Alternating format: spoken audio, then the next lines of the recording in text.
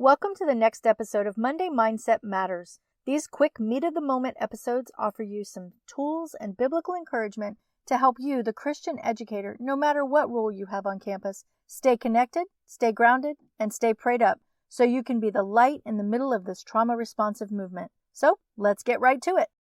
Welcome to the Society's Child podcast, where we have real conversations about being a trauma-responsive educator in the midst of a significant mental health crisis.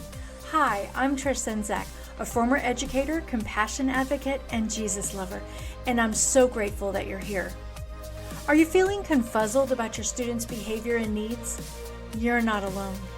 If trauma-informed strategies leave you wondering, what's next? Don't worry. My friend, I've been there too.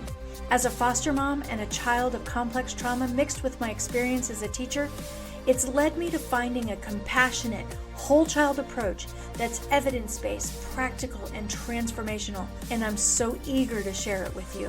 Whether you want to connect with your students on a deeper level, create a trauma-sensitive environment, or you just need a little bit of encouragement or support, you're in the right place. So grab a drink, a pen, or your earbuds, and let's work together to create a safe and student-attuned trauma-responsive school culture. Society's children need you, so let's get started. Hey educator friends, I am excited to be talking to you today about one of my favorite scriptures, and that's Isaiah 43:19. And it says, "See, I am doing a new thing. Now it springs up. Do you not perceive it? I'm making a way in the wilderness and streams in the wasteland." Now, even though this particular scripture was in the Old Testament by Isaiah talking to the Jews and Israel at the time of when the country was in disarray, it was bringing hope to a time when things were pretty bleak.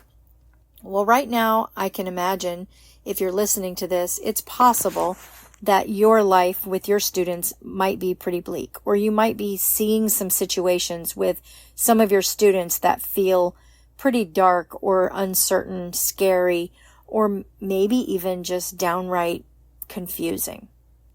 Well, that's why I brought this scripture to you today, because I really want you to see that no matter where we are, whether it's the wilderness and the streams of I don't know land, it feels like it's big and it's dark and it's ugly.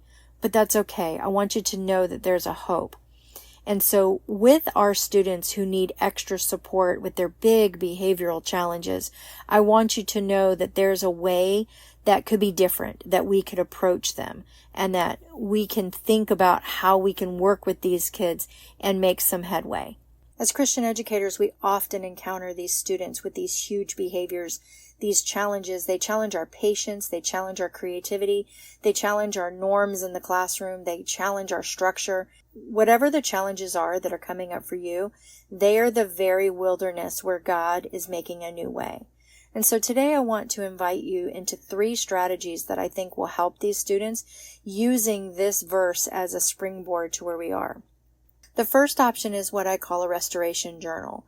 And this is a chance for students who have these big behaviors to write to you or draw for you. And they're private between you. It's a conversation between you and the student. And it's a chance after an incident or after a challenging day for that student to write to you or draw about what happened, how they felt, and what they think might help in the future. And then you respond with affirmations or questions or strategies, and it's an ongoing dialogue to say, I understand you. I want to help you with some coping strategies. The second strategy that I want to introduce to you is what I call empathy mapping. And this is for behavior insights. And what we do here is we have individual sessions with students who have these big challenging behaviors. And we take time to set aside some time to speak to them. And together with the student, we create a visual map.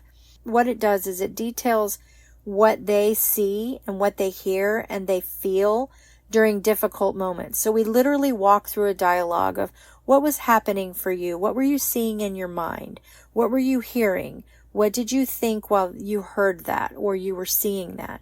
And then what were you feel during those difficult times? Now this has to be done when they are at a more calm state of mind. You can't do this in the moment. But together you can identify triggers and emotional responses and then brainstorm alternative ways to cope with the situation and give them some coping mechanisms or some reactions or really some responses. I would also encourage you as an educator to do this for yourself, because a lot of times when these behaviors are confronting us and they're in front of us in that moment, we find ourselves also very triggered and also very dysregulated. And if we can do this same type of empathy mapping for ourselves, we might learn what our triggers are and be able to regulate ourselves in the presence or in the face of these particular situations with these students. And the number 3 strategy I want to introduce to you is a movement break contract.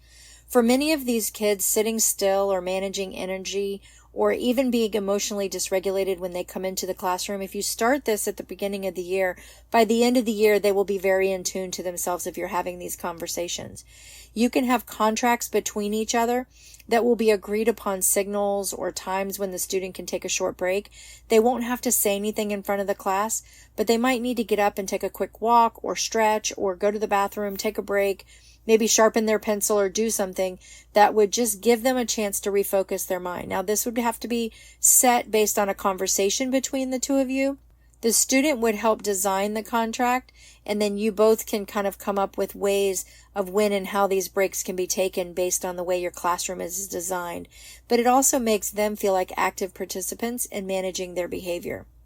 If you will work through all 3 of these strategies, or at least pick 1 or 2 of them to work with these challenging students, doing the restoration journals, the empathy mapping, or this movement break contract, you will find that it establishes a trust between you and the student. It will also maintain a relationship between the two of you, and it'll make the student feel like, hey, she sees me, she understands what I'm doing. And then you and the student will have a trust relationship and feel like you are partnering together.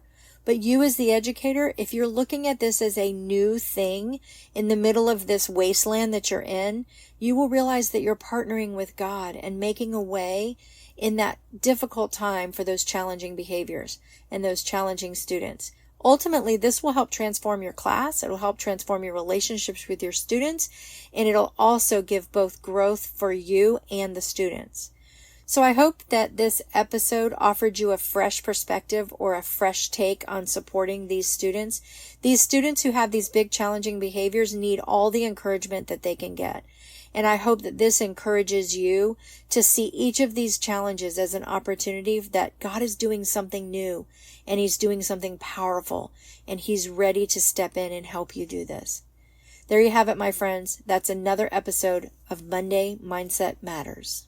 If you're looking for ways to build more peace in your career, I've created a list of 75 affirmations based on 25 Bible scriptures, and I'd love to share it with you and help you keep your sanity. You can go to trishz.com/Bible-AFFS. That's AFFS for affirmations. I'll also leave the link in the show notes for you too. Until next time, my friend, stay grounded, stay regulated, and stay prayed up. I hope you found something encouraging and inspiring in this episode of Monday Mindset Matters.